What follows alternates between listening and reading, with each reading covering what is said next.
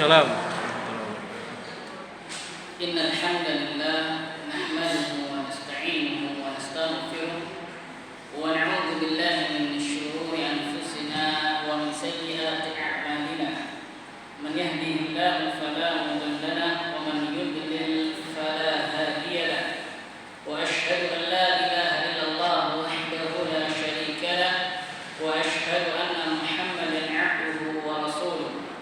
Ya ayyuhalladzina amanu taqullaha haqqa tuqatih wa la tamutunna illa wa antum muslimun.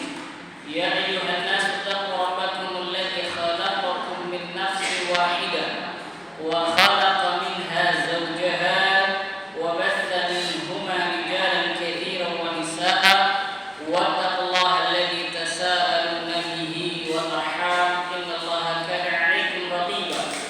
Ya ayyuhalladzina amanu taqullaha wa qulu qawlan sadida yuslih lakum a'malakum wa yaghfir lakum dhunubakum wa man yuti'illaha wa rasulahu faqad faza fawzan 'azima. Amma ba'du fa inna asdaqal hadithi kitabullah wa khairal hadi hadi Muhammadin sallallahu alaihi wasallam wa syarrul umuri muhdatsatuha wa kullu muhdatsatin bid'ah wa kullu bid'atin dhalalah wa kullu dhalalatin finnar. Ayo ikhwan akhwat rahimani wa rahimakumullah. Alhamdulillah, segala puji bagi Allah Subhanahu wa taala yang telah mempertemukan kita di salah satu rumahnya dalam rangka talabul ilmi syar'i, belajar ilmu agama. Semoga kita semua mendapatkan keutamaan yang disebutkan oleh Rasulullah sallallahu alaihi wasallam dalam hadis dia yang mulia, "Wa majtama'a qaumun fi baitin min buyutillah yatluna kitaballah wa yatadarasunahu bainahum illa nazalat 'alaihim as-sakinah wa ghasyiyatuhum ar-rahmah wa haffathumul malaikah wa dzakarahumullahu fi man 'indah." Kata Nabi sallallahu alaihi wasallam, tidaklah sekelompok orang berkumpul di salah satu rumah Allah, yakni mereka berkumpul di masjid Allah Subhanahu wa taala.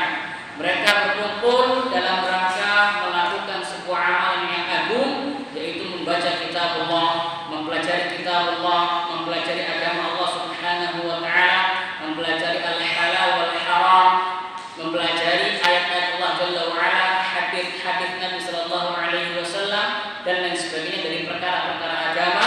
Maka mereka akan mendapatkan keutamaan. Yang pertama, mereka akan merasakan ketenangan, karena ketenangan yang hakiki itu hanya bisa diraih dengan berzikir kepada Allah Jalla wa ala. Allah Subhanahu wa taala berfirman, "Ala bi dzikrillah tatma'innul qulub." Ketahuilah, hanya dengan berzikir kepada Allah hati itu bisa tenang. Kemudian keutamaan kedua yang mereka dapatkan, mereka dirahmati oleh Allah Subhanahu wa taala.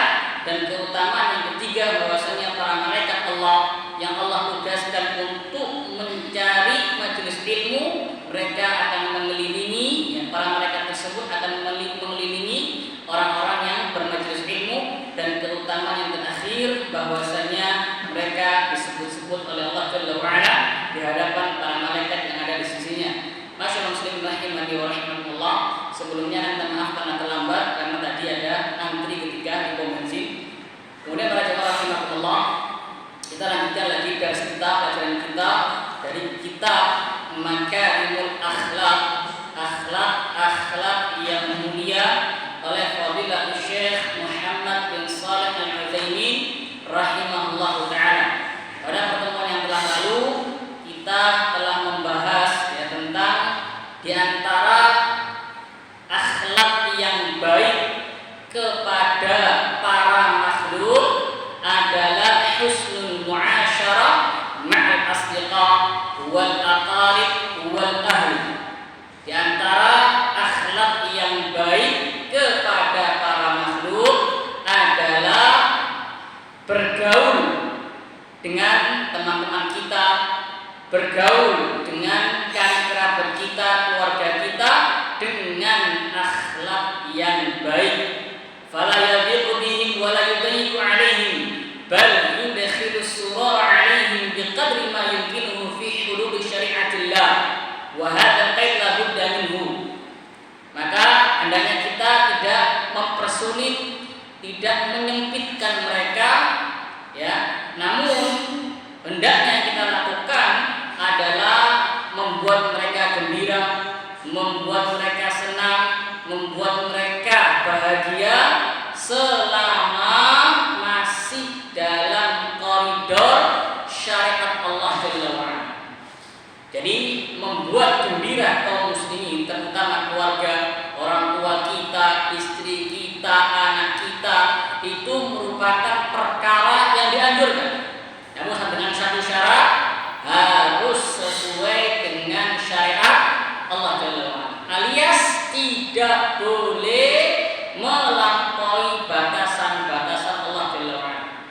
Ya, karena ada sebagian orang yang gembiranya, senangnya itu kalau diajak maksiat, maka hal yang demikian itu dilarang. Jadi kita dianjurkan untuk idkhalus surur, ya, membuat bahagia, membuat gembira kaum muslimin, terutama dari kerabat kita, sesuai dengan kemampuan kita dan masih dalam ruang lingkup yang dibolehkan oleh Allah Subhanahu wa taala. Kemudian pertemuan yang kemarin kita sudah membahas tentang apa kira-kira? Pertemuan kemarin tentang birrul walidain, ya? Tentang birrul walidain, berbakti kepada kedua orang tua. Baik, dalam rangka murajaah.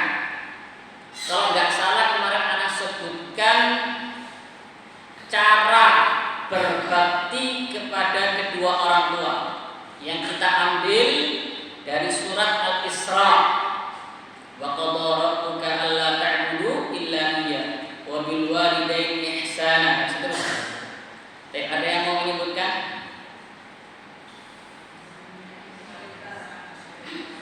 Gimana? Yang pertama apa? Gak dengar. Jawab yang pertama apa? Jangan mengatakan kalimat uf. Baik. Itu berarti kita ambil kesimpulan kaful adab, yakni tidak mengganggu, tidak menyakiti orang tua. Walaupun hanya dengan kalimat uf yang mungkin sebagian kita itu merasa remeh. Bahkan sebagian kita bukan merasa remeh lagi, bahkan merasakannya seakan-akan itu bukan sebuah perbuatan apa? Dosa. Padahal di sisi Allah Subhanahu wa taala itu merupakan perbuatan apa? Dosa, karena Allah melarangnya. Fala taqul lahuma uf.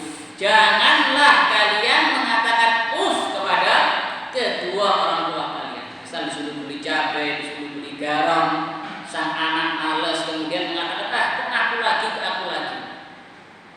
Mayoritas anak menganggap hal itu biasa-biasa saja, tidak dosa. Padahal di sisi Allah Jalla wa'ala hal itu merupakan perbuatan apa? Dosa. Baik, itu yang pertama, kaful adza. Yang kedua apa? Apa?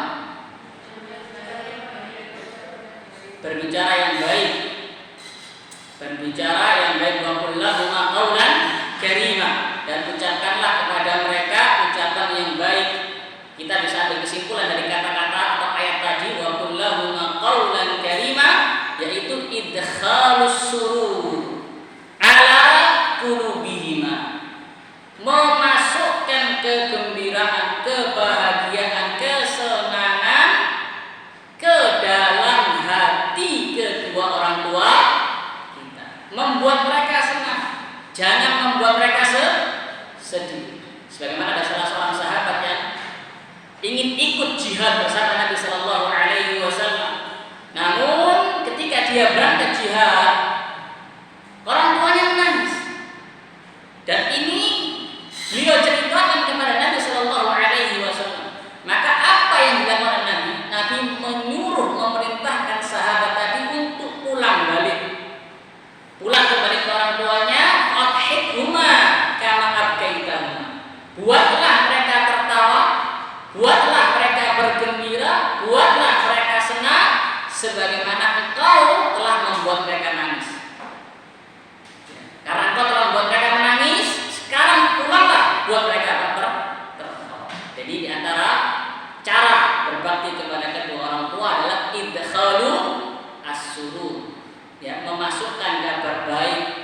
kegembiraan, kebahagiaan kepada mereka. Yang ketiga apa? Apa? Tawadhu' ya. Waqfid lahuma janaha dzulli minar rahmah. Tawadhu', rendah hati di hadapan kedua orang tua kita. Yang keempat apa? Mendoakan mereka dengan kegembiraan atau dengan kebaikan, ya, dengan doa rahmat, dengan doa ampunan, dengan doa penjagaan Allah Jalla wa Ala, dengan ya doa kebaikan. Baik, yang kelima dari kata-kata wabil walidaini ihsan. Yang kelima apa? Kenapa? Masalah kegembiraan. Sudah kalau itu. Wabil walidaini ihsan, berbuat baiklah kepada kedua orang tua. Berarti apa? Al-ihsan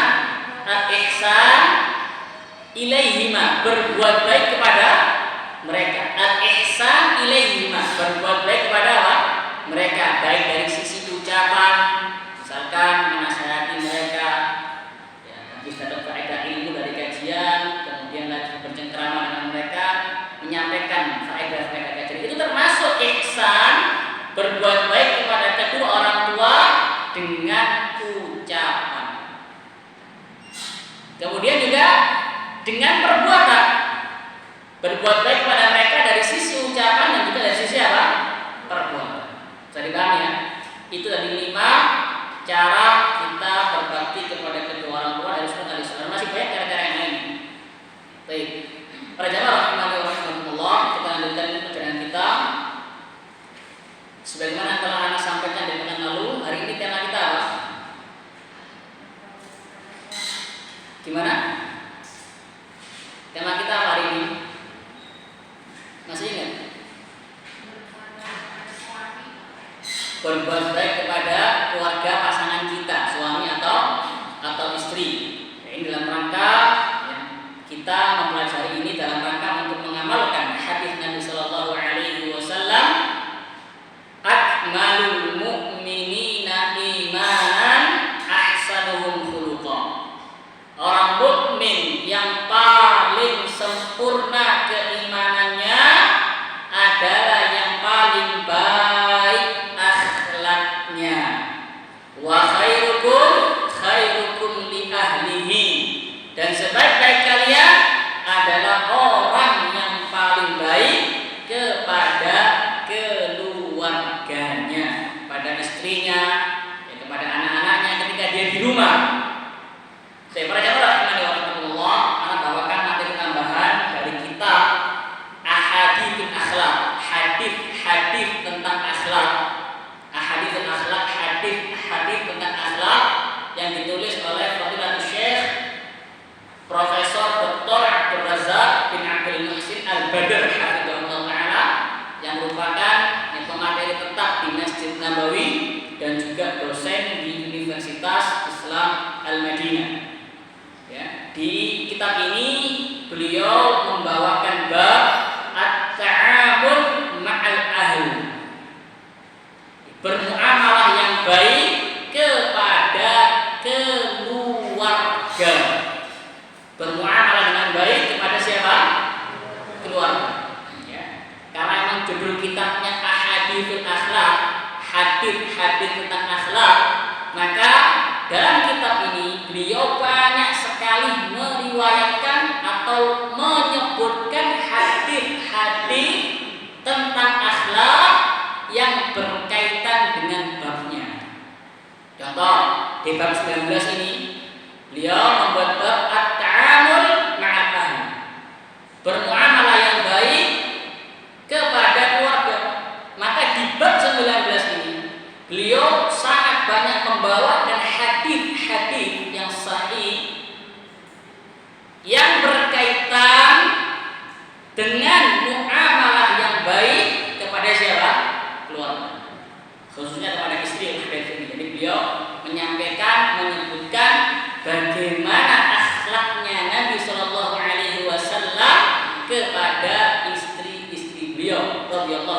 anhunna. Kata Syekh hafizahullah, innal baita wa ma yakunu dakhilahu min ta'amul yu'addu miqyasan daqiqan li ma'rifati khuluqir rajul min 'adamihi li'annahu al-mawtin alladhi yatasarraf fihi al-mar'u bisajiyatihi kaifa ma kana duna takalluf. Kata Syekh hafizahullah, sesungguhnya rumah dan juga apa yang ada di dalam rumah tersebut, maksudnya rumah tangga, bagaimana ketika suami bermuamalah kepada istrinya, itu merupakan barometer yang sangat inti untuk mengetahui bagaimana akhlak seorang suami tersebut. Karena rumah atau rumah tangga, dalam rumah tangga suami itu akan bertindak, akan berbuat dengan tabiatnya. Kalau tabiatnya dia pemarah, mungkin dia di luar bisa sabar, mungkin dia di kantor bisa sabar, ketika bermuamalah dengan teman bisa sabar, gak marah. Namun kalau tabiatnya marah, maka tabiat marah ini akan muncul di mana? Di rumahnya dia marah. Jadi rumah tangga, rumah seseorang itu adalah tempat di mana dia berbuat dengan tabiatnya. Nah, baru kita tahu ternyata akhlaknya seperti itu. Saya paham ya? Karena dia ketika di rumah dia bertindak, berbuat itu tanpa takalluf, tanpa membuat-buat dirinya. Kalau misalnya di kantor mungkin dia bisa aslinya pemarah, namun karena dia malu, kalau dikatakan pemarah, dia membuat-buat dirinya agar dia nggak suka marah. Itu bisa. Ya. Tapi kalau di rumah bisa. Tabiatnya yang mungkin. Makanya rumah atau rumah tangga seseorang itu menjadi barometer, termasuk barometer untuk mengetahui orang ini berakhlak atau tidak. Kata Syekh hafizahullah. Nah kata beliau, wa qad utiya nabiyyuna al-karim sallallahu alaihi wasallam al-khuluqal kamil wal adab ar-rafi' wa la sallallahu alaihi wasallam min al-akhlaqi wal adabi atyabuha. Nabi sallallahu alaihi wasallam telah diberikan anugerah karunia oleh Allah Jalla wa ala akhlak yang sangat sempurna, yang sangat tinggi, sehingga akhlak beliau adalah akhlak yang paling sempurna, akhlak yang paling baik. Kata Allah Subhanahu wa taala, wa innaka la'ala khuluqin 'adzim. Sesungguhnya engkau wahai Muhammad benar-benar memiliki akhlak perangai yang sangat agung, yang sangat bagus. Oleh karena itu kita diwajibkan untuk mengikuti, untuk ittiba' beliau sallallahu alaihi wasallam. Allah mengatakan laqad kana lakum fi rasulillahi uswatun hasanah liman kana yarjullaha wal yawmal akhir wa dzakarallaha katsiran. Sungguh telah ada suri tauladan yang baik, contoh yang baik untuk kalian pada diri Rasul sallallahu alaihi wasallam. Bagi orang-orang yang mengharapkan perjumpaan dengan Allah, yang mengharapkan hari kiamat dan yang berzikir kepada Allah dengan zikir yang baik. Kata Imam Ibnu Katsir rahimahullahu taala dalam menafsirkan ayat tadi, laqad kana lakum fi Rasulillah uswatun hasanah dan seterusnya, beliau mengatakan hadhil ayat aslun kabirun fit ta'assi bi Rasulillah sallallahu alaihi wasallam fi aqwalihi wa af'alihi wa ahwalihi. Kata Imam Ibnu Katsir rahimahullah dalam kitab beliau tafsir Ibnu Katsir, beliau mengatakan ayat ini, maksudnya ayat laqad kana lakum fi Rasulillah uswatun hasanah dan seterusnya,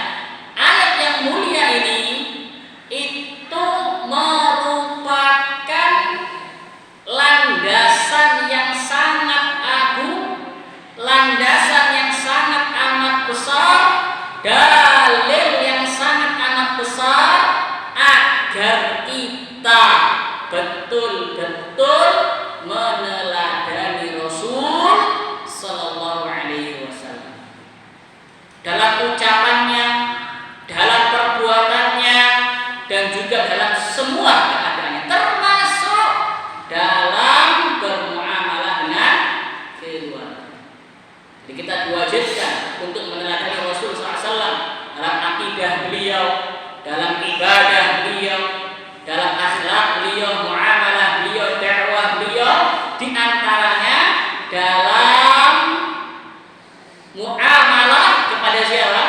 Keluarga. Baik.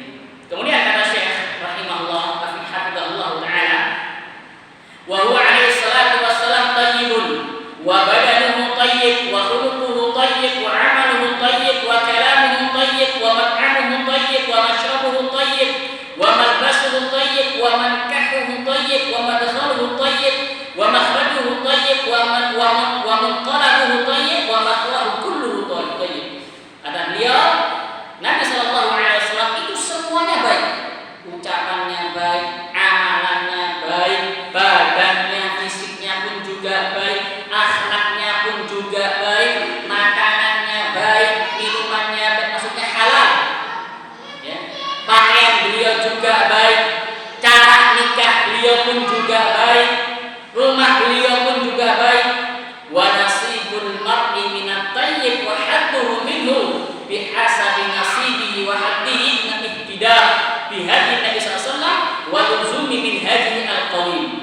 Kata Syekh hafizahullah, bagian seseorang atau kadar kebaikan seseorang, kadar hidayah seseorang itu tergantung bagaimana ittiba'nya dia kepada Nabi sallallahu alaihi wasallam. Maksudnya semakin antum ittiba', semakin antum meneladani Nabi sallallahu alaihi wasallam dalam semua keadaan. Dalam akidah, dalam akhlak, ibadah, muamalah, dakwah, dalam semua keadaan semakin antum ittiba' kepada beliau alaihi salatu wasallam, semakin antum ittiba' yang meneladani beliau alaihi salatu wasallam, maka kadar hidayah antum, kadar kebaikan antum semakin awal, semakin sempurna. Jadi kebaikan seseorang ya, itu tergantung bagaimana ittiba'nya dia kepada Nabi sallallahu alaihi wasallam. Apa dalilnya? Allah berfirman, wa in tuti'uhu tahtadu. Wa in tuti'uhu tahtadu. Apabila kalian menaati Rasul, tahtadu, maka kalian akan mendapatkan petunjuk. Tadi paham ya? Baik. Sekarang kemudian Syekh menyebutkan bagaimana ya akhlak Nabi sallallahu alaihi wasallam ketika bermuamalah dengan keluarga beliau. Yang pertama di antaranya kata beliau, bagaimana tawaduknya Nabi sallallahu alaihi wasallam. Beliau merupakan Rasulullah, pemimpin negara juga. Ya. Namun beliau tetap tawaduk di hadapan siapa? Di hadapan para keluarga. Ucapan beliau pun juga lembut, tawaduk beliau. Di antara contohnya yaitu sebuah hadis yang diriwayatkan oleh Imam Ahmad dan disahihkan oleh Syekh Al-Albani rahimahullah, bahwasanya ibunda kita Aisyah radhiyallahu anha pernah ditanya bagaimana sih perbuatan Nabi, amalan Nabi yang dilakukan Nabi ketika di rumah. Ya, maka Aisyah radhiyallahu anha mengatakan, kana basyaron minal basyar. Nabi di rumah itu ya seperti manusia pada umumnya. Jadi orang-orang itu mengira Nabi itu seorang Rasul, maka betul-betul kayak budak-budak dilayani, tidak seakan-akan kayak raja, paham ya? Jadi orang-orang itu mengira Nabi itu kan seorang Rasul, kedudukannya sangat amat tinggi. Maka gimana sih Nabi di rumah? Jadi mereka itu memikirkan seakan-akan Nabi alaihissalatu wassalam itu seperti raja. Semuanya serba dilayani. Cari paham ya? Aisyah menjawab, Nabi di rumah ya seperti manusia. Kemudian beliau memperinci, yakni taubahu, dia membersihkan bajunya sendiri. Kemudian wayahlubu syatahu, beliau memerah susu dari kambingnya sendiri. Wayahdun nafsahu, beliau melayani diri sendiri. Ini tawaduknya Nabi sallallahu alaihi wasallam. Meskipun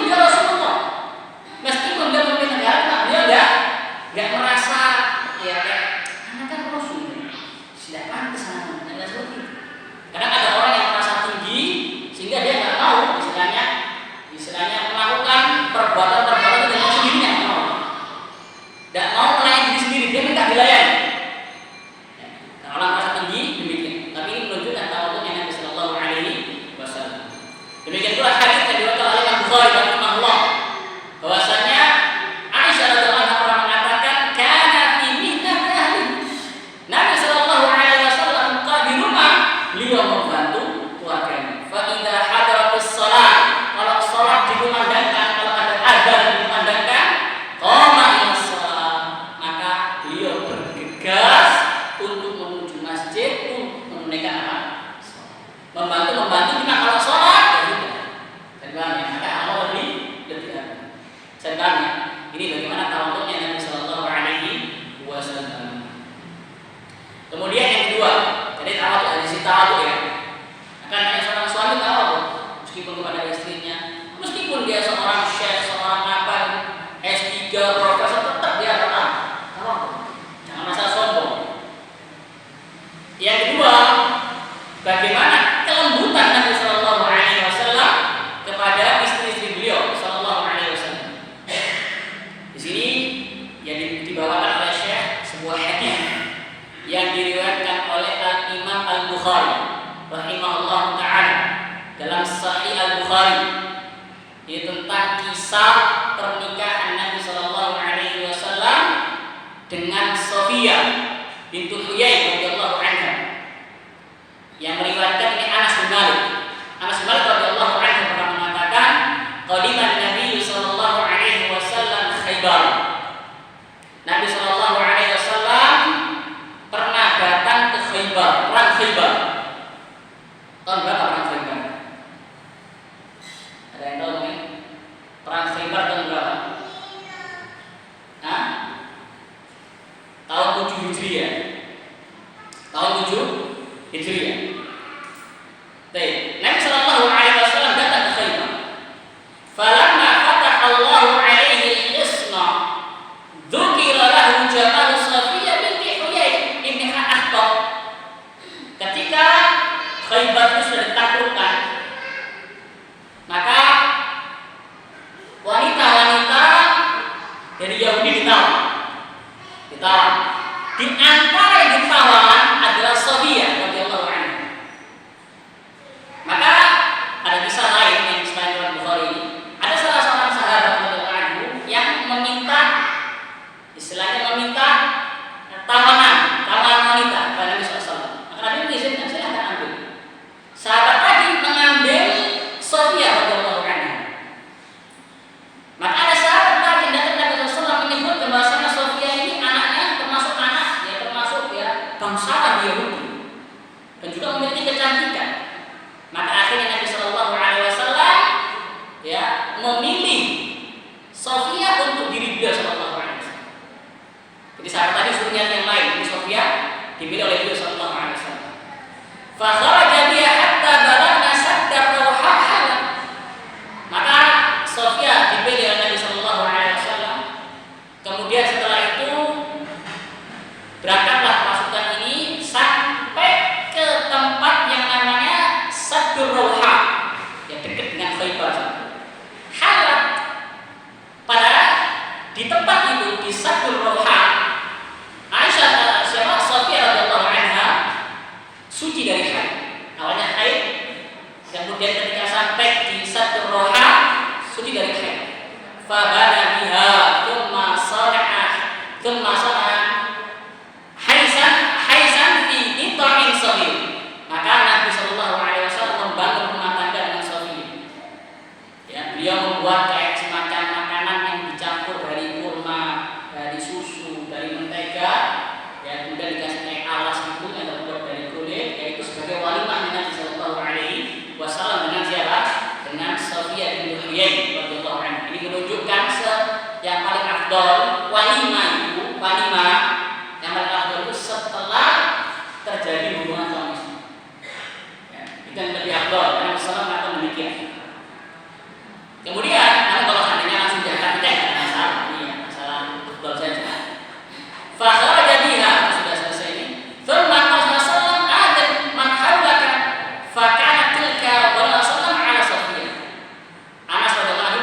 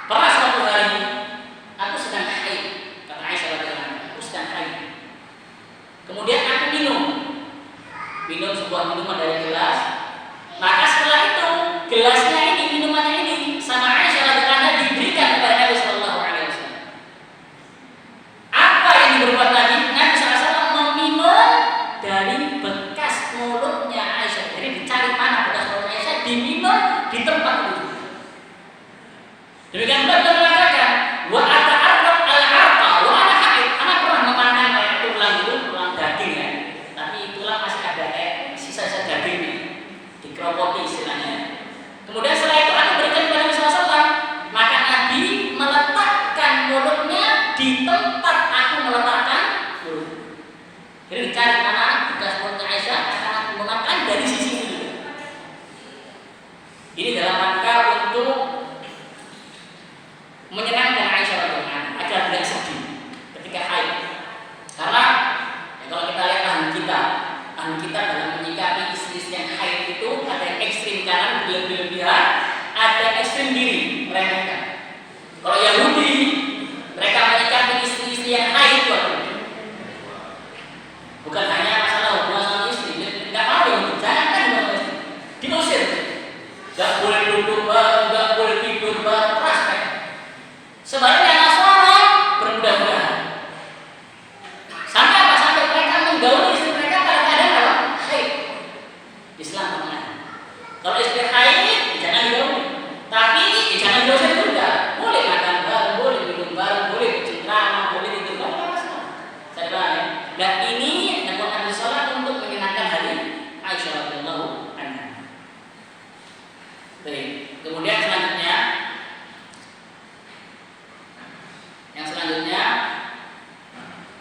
Nabi Shallallahu Alaihi Wasallam memaafkan ya kesalahan istri-istri beliau Shallallahu Alaihi Wasallam yang berkaitan dengan ya diri beliau, bukan berkaitan dengan Allah Subhanahu Wa Taala dalam perbuatan dosa.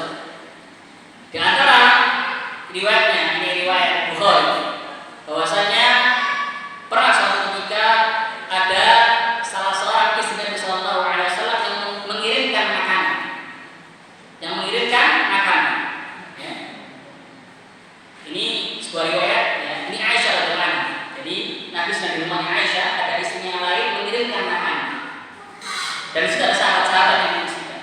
Maka Aisyah radhiyallahu anha tidak kuat dengan hal itu, marah. Akhirnya dipecahkan makanan. Ini kan yang merupakan perbuatan salah. Di hadapan para sahabat juga, selain radhiyallahu anha. Meskipun demikian, Nabi Shallallahu Alaihi Wasallam tidak memarahi Aisyah.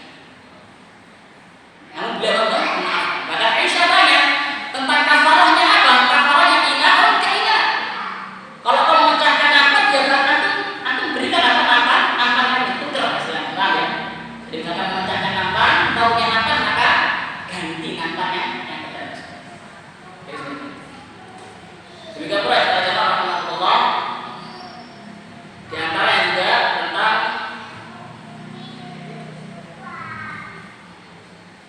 ya, bagaimana ini riwayat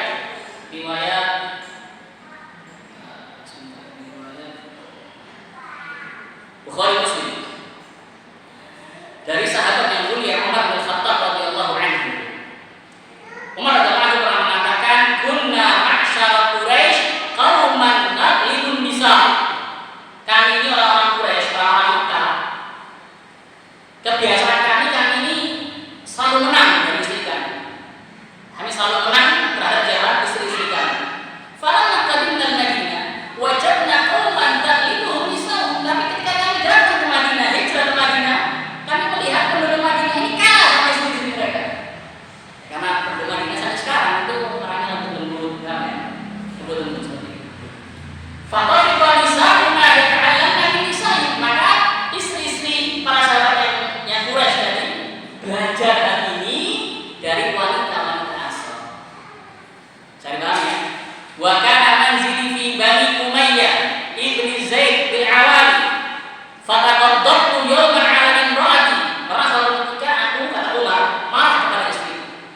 Fa idza hiya qadimun namun istriku menyanggah diriku. Kaget. Dulu di Mekah ketika pindah hijrah ke Madinah, di mana yang Umar nyangga. Saya paham ya? Kaget Umar.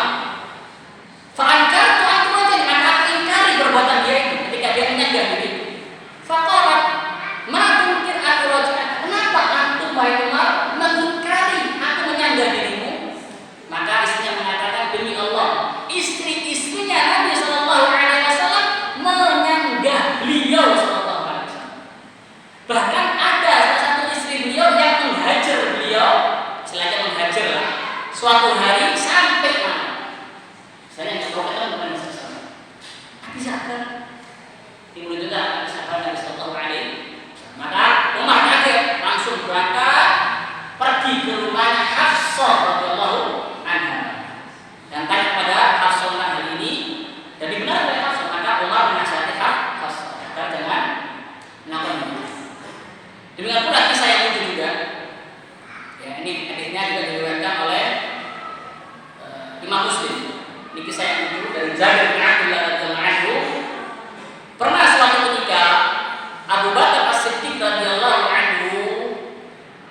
datang ke rumah Nabi Shallallahu Alaihi Wasallam untuk menemui Nabi Shallallahu Alaihi Wasallam.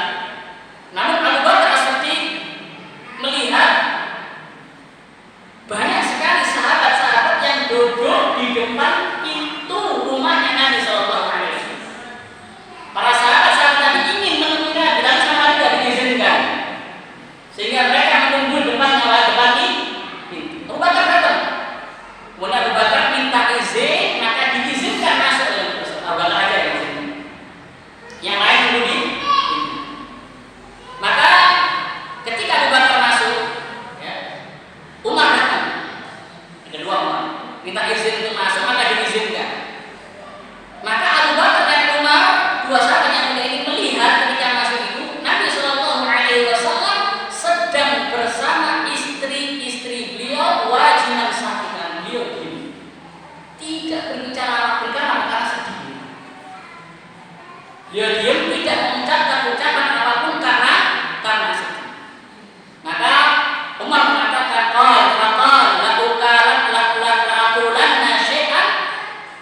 Nabi SAW. Kata Umar, aku akan mengucapkan sebuah ucapan yang dengan ucapan ini nanti Nabi Shallallahu Alaihi Wasallam akan tertawa. Jadi ingin membuat Nabi tertawa karena sedih. Umar lihat di mana Nabi ini, maka sedih. Maka Umar ingin menghibur Nabi Shallallahu Alaihi Wasallam. Kemudian Umar tanya, faqala ya Rasulullah, lau ra'aita binta Kharijah sa'alatni an nafaqa faqultu ilaiha fa wajadtu quluqaha. Wahai Rasulullah, apa pendapat jika istriku ini minta tambahan nafkah, kemudian aku istilahnya dia pukul untuk mendidik leher aku, untuk lehernya untuk mendidik. Maka Nabi Shallallahu Alaihi Wasallam tertawa ketika mendengarkan ucapan Umar, tertawa Nabi. Fadhaka Rasulullah, Nabi tertawa. Kenapa tertawa? Nabi mengatakan, hunna hauli kama tara yas'alnani an-nafaqah. Istri-istriku datang ke aku semua ini karena mereka minta kepadaku tambahan nafkah. Sama dengan itu dari itu. Tapi nanti aku ada salah. Ya, maka Abu Bakar kaget ketika itu. Minta tambahan nafkah. Akhirnya Abu Bakar mengambil Aisyah, menasihati Aisyah radhiyallahu anha. Jangan kamu minta sesuatu yang tidak memiliki. Seterusnya sampai akhirnya Allah turunkan, ya gara-gara masalah ini Nabi Shallallahu Alaihi Wasallam memboikot istri-istri beliau selama sebulan karena mereka minta tambahan nafkah. Maka Nabi memboikot mereka selama sebulan. Maka Allah turunkan surat Al-Ahzab ayat ke-59. Itu sebab nuzulnya setelah Ahzab ayat 59. Yang mau baca mungkin surat Al-Ahzab ayat 59.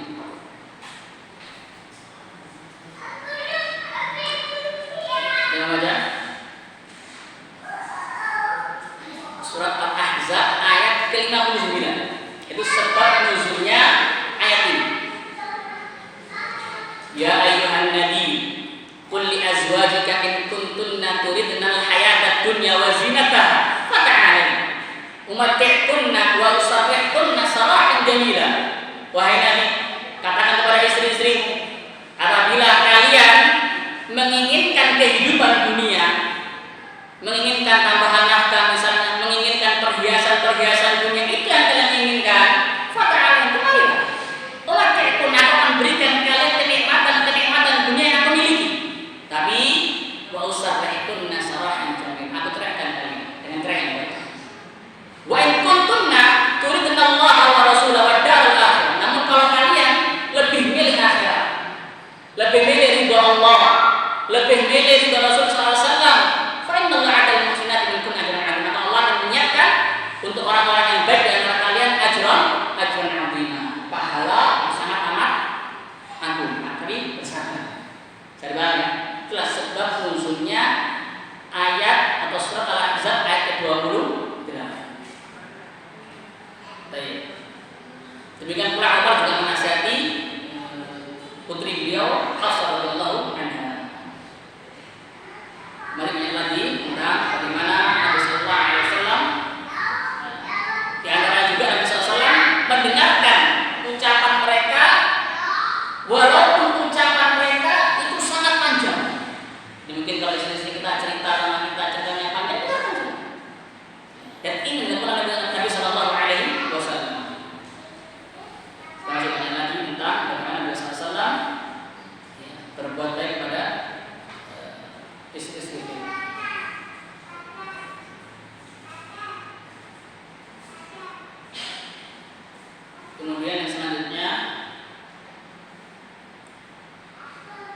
Ini riwayat Ahmad. Wa kana sallallahu alaihi wasallam yajtahid fi talabi ridahunna hatta wa in kunna mukhtiar.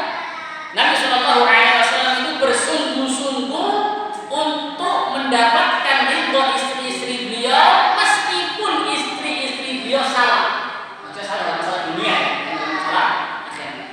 Ini hadisnya bahwasanya Abu Bakar radhiyallahu anhu pernah izin untuk menemui Nabi sallallahu alaihi wasallam. Kemudian Abu Bakar mendengar Aisyah radhiyallahu anha mengangkat suara beliau di hadapan Nabi sallallahu alaihi wasallam. Kemudian Abu Bakar masuk, maka Abu Bakar menasihati Aisyah, "Wahai Aisyah, apakah engkau mengangkat suaramu di hadapan Nabi sallallahu alaihi wasallam?" Maka sang Nabi bilang, "Sudah, jangan dimarahi, sudah selesai." Kemudian Abu Bakar keluar. Ketika keluar, Nabi sallallahu alaihi wasallam ingin mencari ridhonya Aisyah dengan mengatakan ucapan apa? Tidakkah kau melihat bahwasanya aku telah melerai antara dirimu dengan dia? Ini untuk membuat yang Aisyah bilang Nabi itu kepada Nabi sallallahu alaihi wasallam. Masih banyak lagi masalah.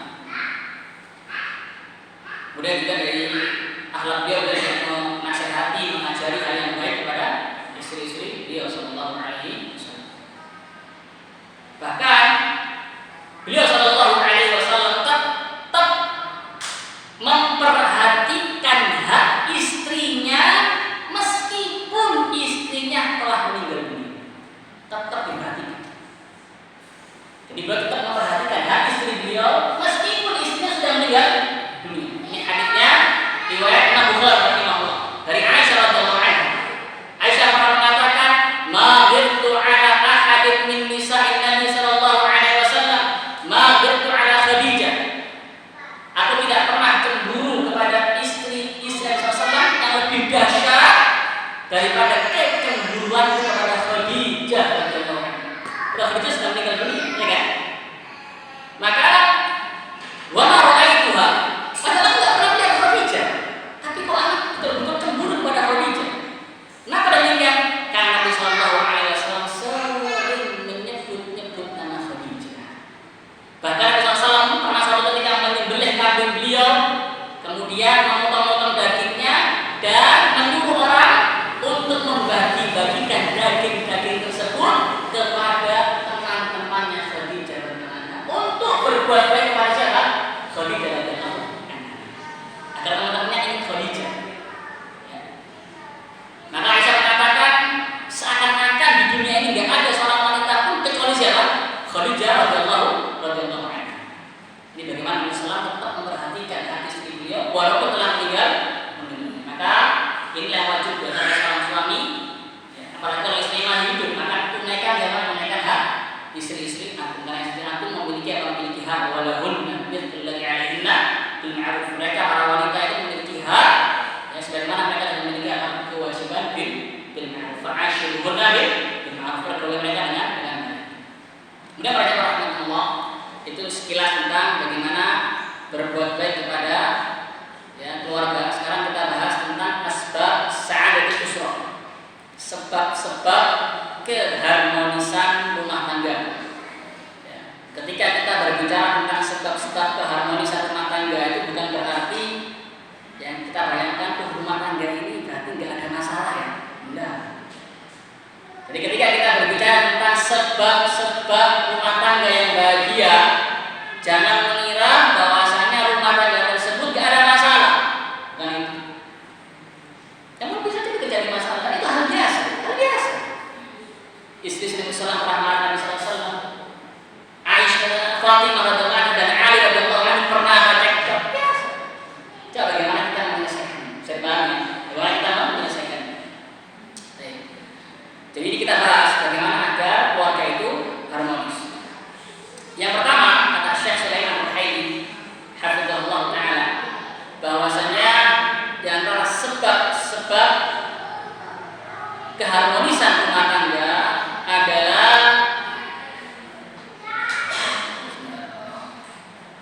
di antara sebab keharmonisan rumah tangga, bahkan sebab yang satu ini adalah sebab yang paling inti sebabnya. Tanpa sebab ini tak boleh bahagia.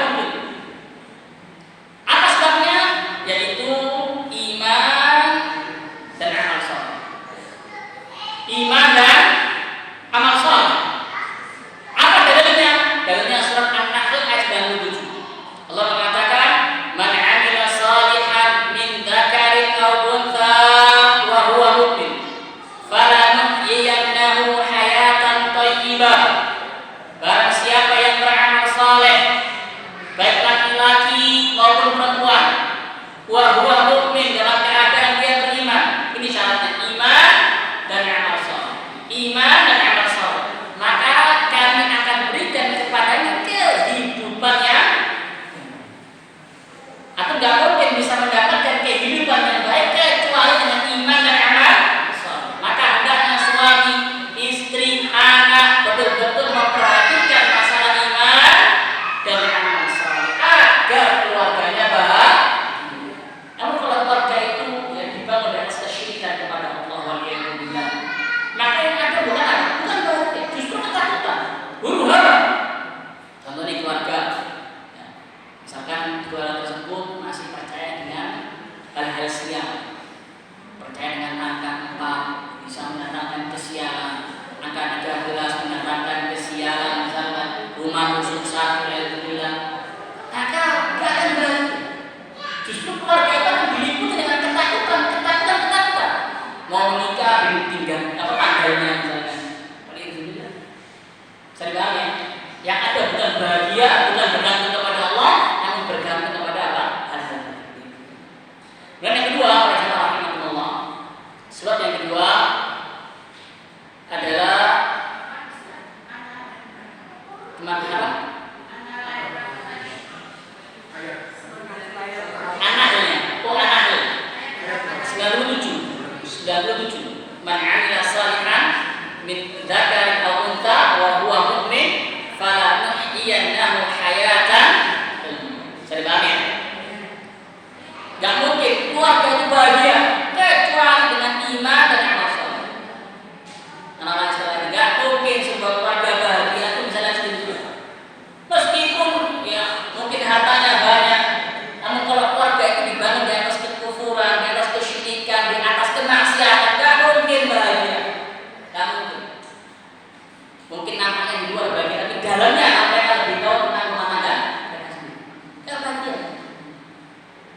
Maka ini yang wajib kita perhatikan. Agar kita bisa memperhatikan ini, maka sebelum nikah perhatikan yang hendak kita jadikan pasangan adalah yang baik lah. Caranya selektif dalam memilih pasangan. Karena kita wajib, jangan pilih asal-asalan, pilih yang baik lah. Sebab yang kedua, rahimahullah, adalah an yuqama fil buyuti dzikrullah azza wa jalla. Hendaknya dalam rumah tangga tersebut itu ditegakkan dzikrullah. Zikir. Baca Quran. Mungkin berzikir pagi petang, kemudian zikir setelah sholat, kemudian juga zikir sebelum tidur, setelah tidur. Maka itu akan mendatangkan kebahagiaan, ketenangan kepada penghuni rumah tangga tersebut. Ala bidzikrillahi tatma'innul. Ketahuilah dengan berzikir kepada Allah, hati itu bisa menjadi apa? Menjadi tenang. Maka dalam sebuah hadis Nabi sallallahu alaihi wasallam mengatakan, "Matalul ladzi yadhkur rabbahu wal ladzi la yadhkur rabbahu, matalul hayyi wal mayyit." Permisalan, perumpamaan orang yang berzikir kepada Allah dan orang yang tidak berzikir kepada Allah. Seperti apa perumpamaannya? Seperti antara orang yang hidup dan yang mati. Yang hidup itu yang berzikir kepada Allah, dan yang mati itu yang tidak berzikir kepada Allah. Maka apabila keluarga tersebut tidak berzikir kepada Allah, seakan-akan mereka mati. Kalau mati apa ini? Inginkan hidup bahagia. Itu yang kedua. Ya. Demikian pula di antara yang lainnya, di antara keutamaan zikir juga ini seperti zikir tentang ayat kursi sebelum tidur. Rasulullah pernah mengatakan, "Idza awaita ila firqatin," syaitan berkata kepada Abu Hurairah, ini adalah Bukhari. "Idza awaita ila firqatika," apabila engkau mau tidur, faqra ayat kursi, baca ayat kursi. Hatta tahtam sampai selesai. Fa innaka lam yazal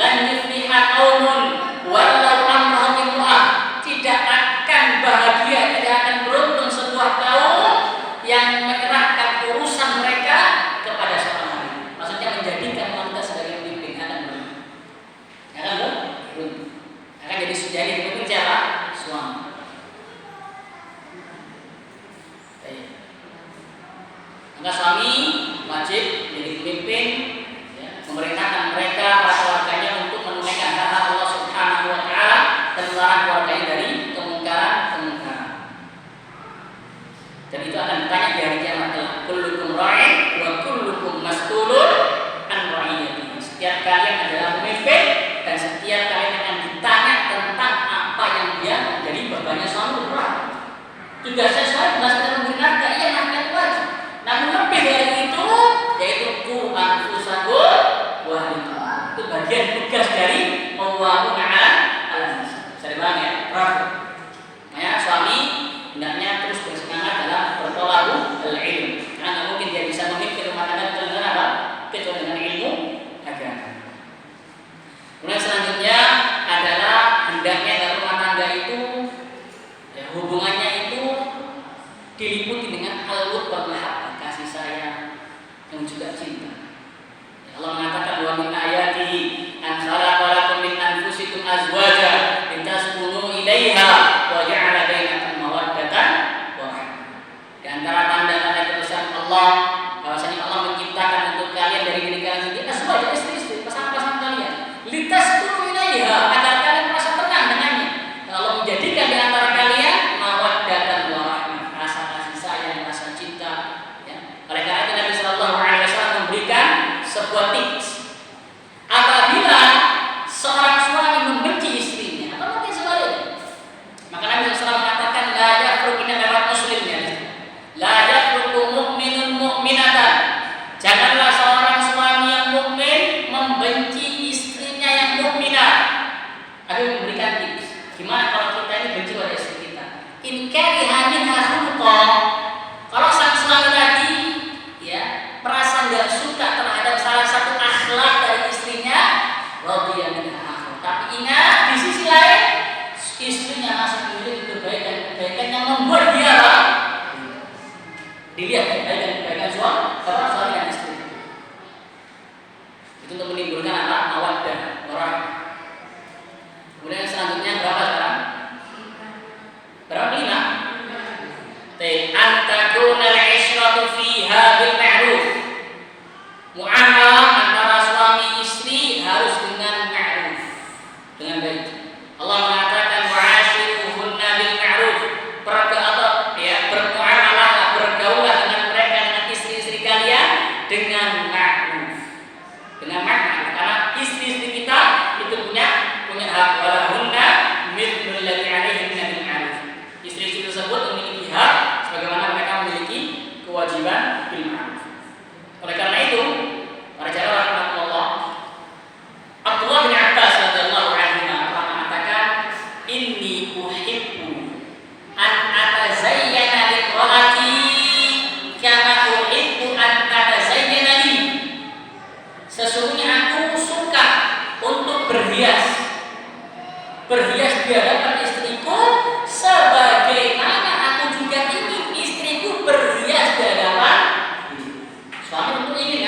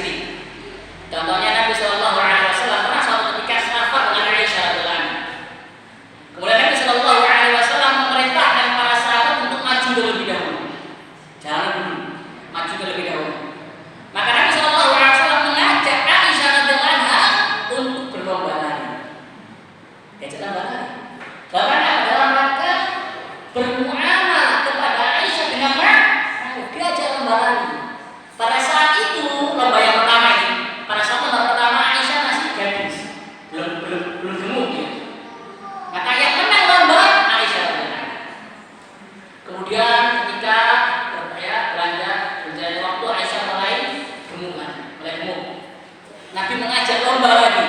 Dan yang menang Nabi Shallallahu Alaihi Wasallam akan mengatakan, ya, lomba yang ini untuk membalas lomba yang ini dalam rangka bermuamalah dengan ma'ruf kepada Shallallahu Alaihi Wasallam.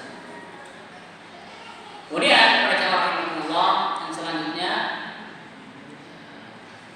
sini Syekh Sulaiman mengkritisi ada seorang yang merasa dirinya syekh, merasa dirinya ustaz, kemudian nggak mau bermain dengan istrinya, nggak mau bermain dengan anak-anaknya, nggak mau gendong anaknya, ini keliru.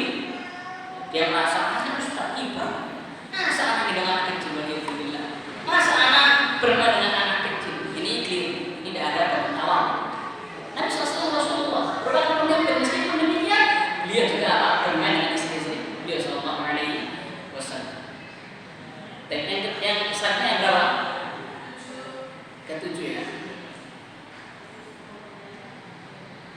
Berbuat adil dalam bermuamalah, baik kepada istri maupun kepada anak-anak harus berbuat adil. Yang selanjutnya ini yang penting. Yang selanjutnya husnudzon baina zawjain. Harus ada prasangka baik di antara dua pasangan, antara suami istri. Jangan sampai istri suudzon ke suami, suami suudzon pada istri, tidak bahagia. Tidak bahagia. Dia cocok suami ibu ini tidak boleh-boleh. Ini cocok istri kedua. Ya sudah suudzon. Atau misalkan suami suudzon ke istri, dan pelan-pelan jangan selingkuh. Sehingga apa? Muncul tajasus, muncul di rumah saling ngambek-ngambek karena itu. Tidak bahagia. Makanya harus suudzon, prasangka baik, dan prasangka yang baik itu menunjukkan bahwasanya batin antum itu juga baik. Apa yang antum keluarkan itu menunjukkan isi batin antum. Jika yang antum keluarkan adalah prasangka buruk, maka batin antum pun juga buruk. Saya maka pentingnya harus sudah pada manusia, pada keluarga dan sudah. Baik, yang selanjutnya berjamaah rahimahullah.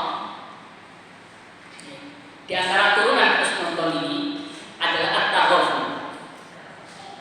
Di antara turunan dari husnudzon adalah at-taghaful. At-taghaful itu enggak merasa sensitif.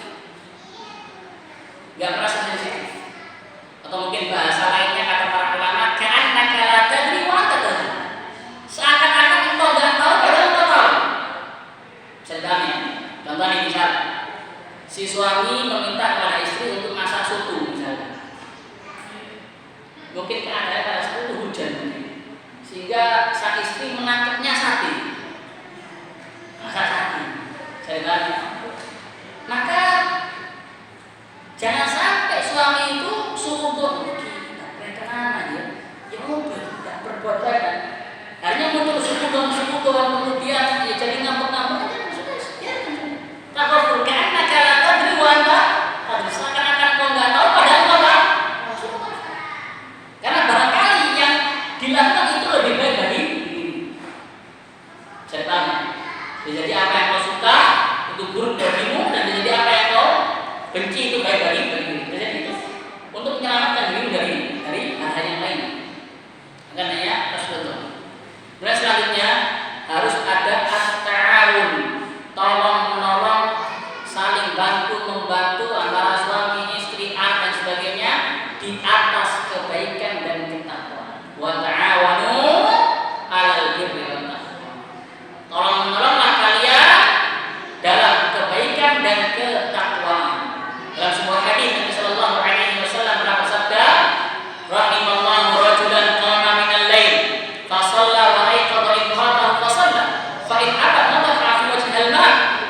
Semoga Allah merahmati seorang laki-laki, seorang suami yang dia bangun malam hari, kemudian dia sholat tahajud, kemudian setelah itu dia membangunkan istrinya sehingga istrinya pun sholat. Jadi dia tidak memikirkan dirinya sendiri.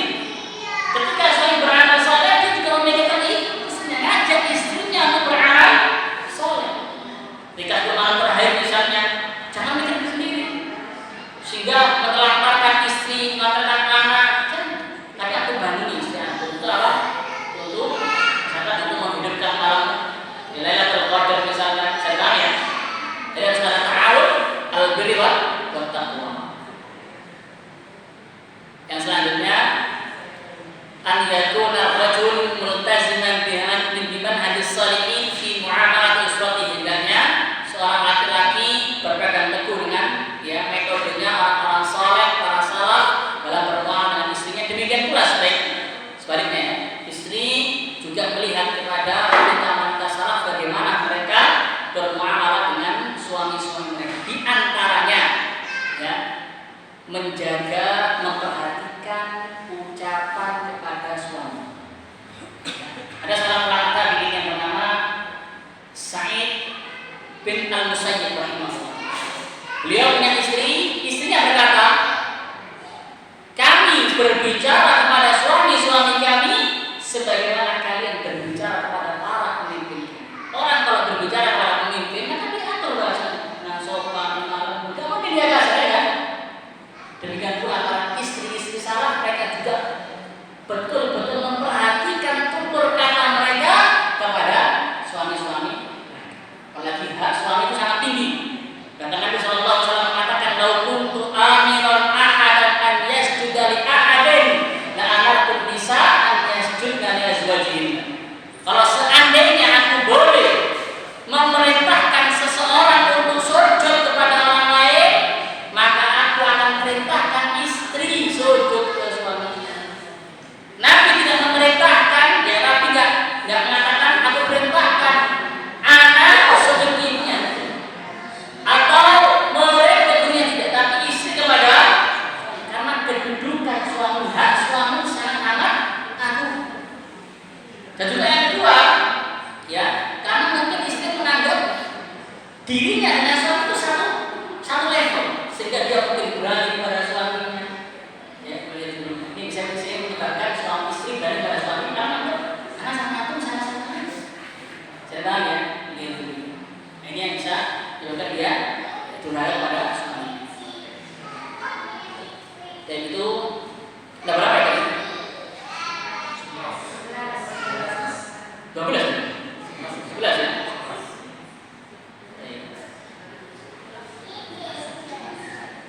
Jadi yang disebutkan beliau 11 itu di antara sebab-sebab kebahagiaan rumah tangga. Kemudian di situ juga disebutkan hendaknya sang suami itu tadi la yahasib imra'atahu ala kulli syai'. Jangan menghisab istrinya terhadap segala sesuatu. Hal-hal kecil ditanyakan. Semua uangnya ini kenapa begini? Ini kenapa? Kesel sama istrinya ini. Tugasnya dia adalah istausu bin nisa'i khaira. Wasiati istri-istri para mertua dengan kebaikan. Karena wanita itu diciptakan dari apa? Dari tulang rusuk yang bengkok. Kalau kita biarkan akan tetap bengkok, kalau kita paksakan akan apa? Retak. Tapi tidak kita istausu bin nisa'i khaira. Wallahu a'lam. Itu yang disebutkan oleh Syekh Sulaiman Al-Ruhaili hafizahullah taala tentang sebab-sebab kebahagiaan rumah tangga. Sebenarnya ada satu lagi, itu kitab lain yang berjudul Haqquz Zawjain, hak suami istri, hak suami istri. Syekh Sulaiman di kitab ini menyebutkan bahwasanya hak suami istri itu ada hak-hak sebelum hibah dan juga ada hak-hak ketika hibah, ada hak-hak ketika akad nikah, dan ada hak-hak ketika berlangsungnya rumah tangga. Jadi hak suami istri ada 4. Yang pertama apa? Sebelum hibah, sebelum meminang, sebelum melamar itu ada haknya. Yang kedua, hak-hak ketika apa? Hibah, melamar, meminang. Yang ketiga, hak-hak ketika akad nikah. Dan yang keempat, hak-hak ketika apa? Berlangsungnya rumah tangga. Secara ringkas, hak-hak sebelum hibah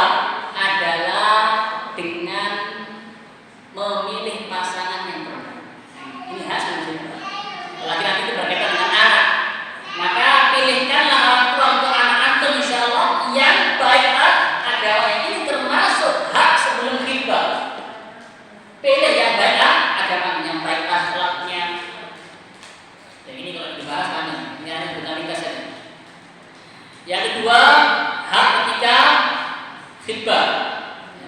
Hak ketiga khitbah adalah an-nadhar, melihat. Betul, kita fokus kepada agama seseorang, namun juga jangan menyampingkan masalah nadhar. Terus pokoknya solehan, apa harus perlu nadhar. Nanti setelah nikah diselang kembali. Karena sebuah kejadian kisah nyata. Salah seorang ustaz menceritakan.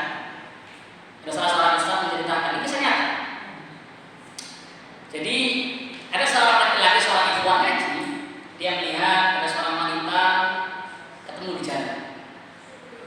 Besoknya ketemu lagi di jalan. Oh, dia tiba-tiba tertarik.